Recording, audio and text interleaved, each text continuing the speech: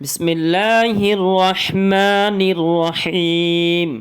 দয়াময় পরম দয়ালু আল্লাহর নামে শুরু করছি।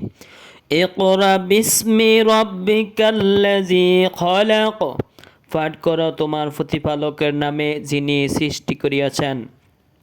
খলাকাল ইনসানা মিন আলাক। সৃষ্টি করিয়াছেন মানুষকে আলাক হইতে।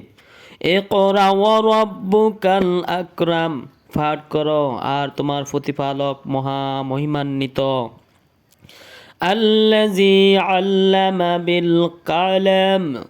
যিনি কলমের সাহায্যে শিক্ষা দিয়াছেন।